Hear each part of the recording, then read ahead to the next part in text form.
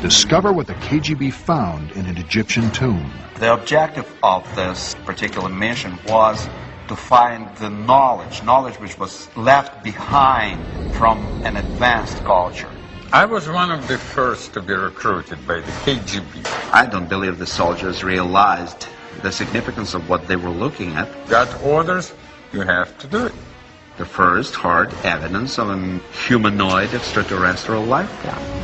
Extraterrestrial contact at a distant time in an ancient land. Remember, nobody knows my name. Exclusive film footage of what could be the discovery of the millennium. Learn the terrible secret before it's too late. Hello, I'm Roger Moore.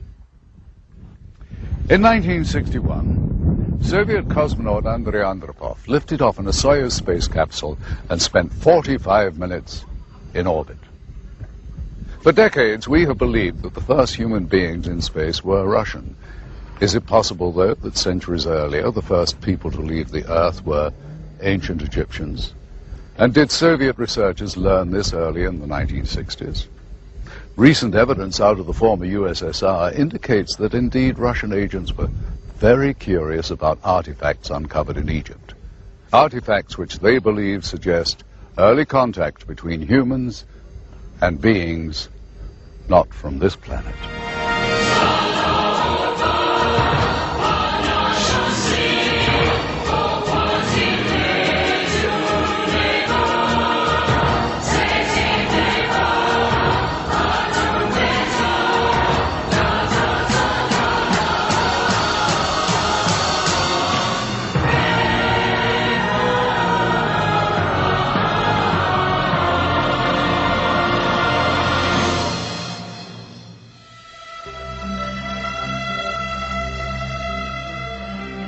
It's always been assumed the hunting ground for extraterrestrial life is above our planet.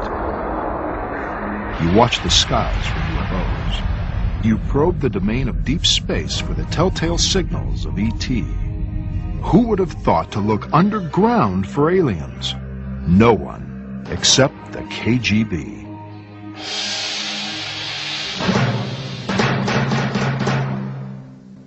Dr. Viktor Ivanovich holds degrees in astrophysics and neurology. While serving in the Kremlin as science advisor on advanced propulsion systems, Dr. Ivanovich contends he gained access to the files of a KGB mission called Project ISIS. Project ISIS, it was targeted at discovering Egyptian artifacts and knowledge that may have military applications. ISIS was one of the several covert research missions that KGB was conducting during that time. Dr. Ivanovich chronicles the mission and its shocking discovery in his book, Project ISIS, the KGB's discovery of the Tomb of the Visitor.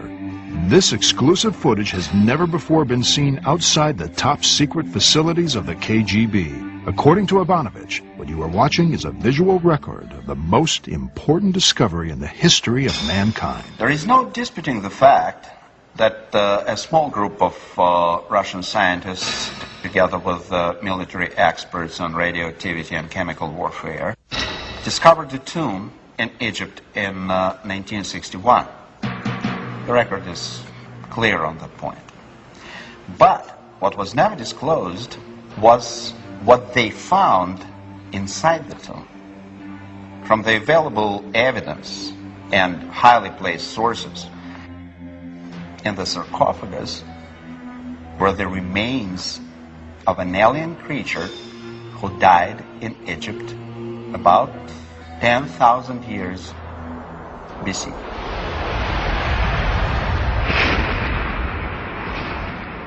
The point I'm making in my book is that the presence of this creature and the design of the pyramids and the whole pool of historical and scientific evidence shows that this particular visitation took place about 11,000 years BC.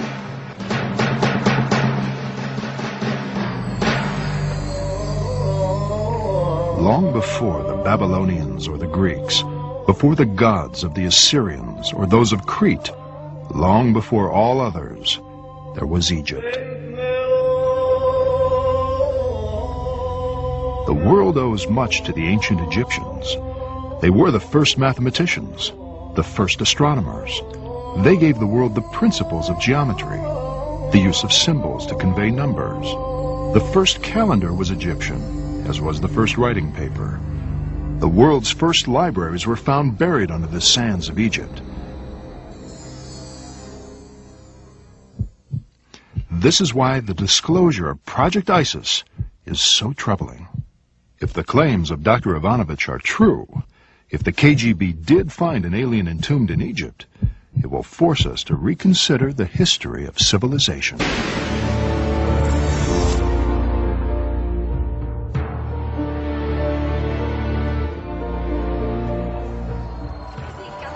Each year, hundreds of archaeological expeditions come to Egypt. They could be analyzing antiquities that have long been studied, searching for new clues that may disprove old theories, or struggling to reconstruct the life of a slave village from fragments of the past. We are currently excavating a site in what is known as the New Kingdom, on the slave route to the Valley of the Kings. And the question there is, how did the ancient Egyptians feed and care for the hundreds, perhaps thousands of slaves that they needed to create these massive, massive structures?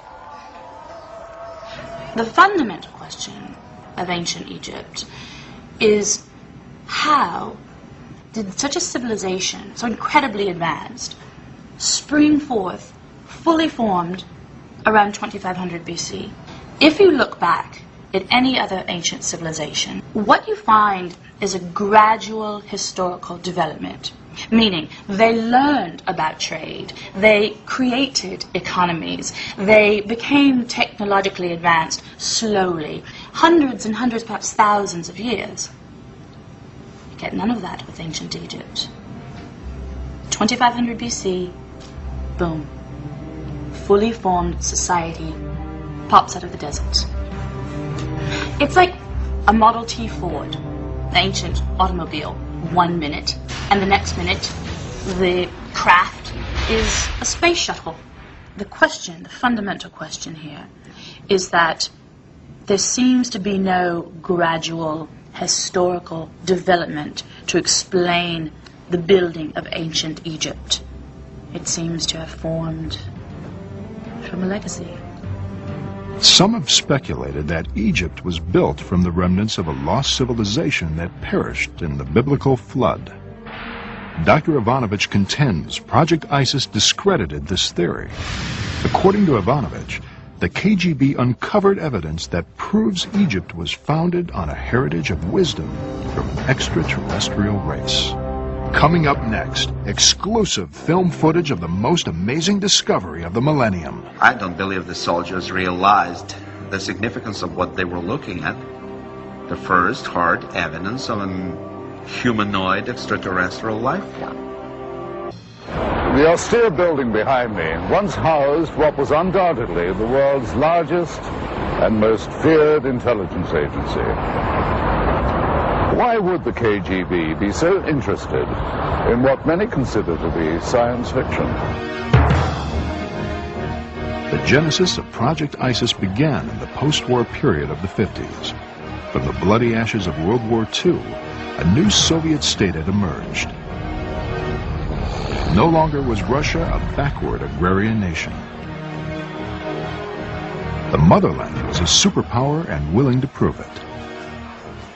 Under the dictatorship of Nikita Khrushchev, the Soviets were determined to show the democracies of the West that communism was superior.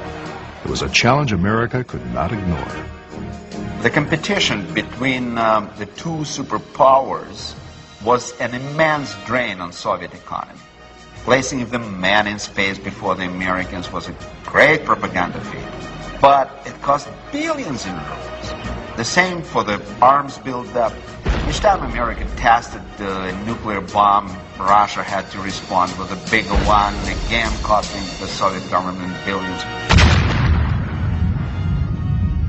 As the world watched and prayed, the two nations joined in a Cold War for technological supremacy. Khrushchev knew that the so-called socialist camp headed by the Soviet Union could not keep up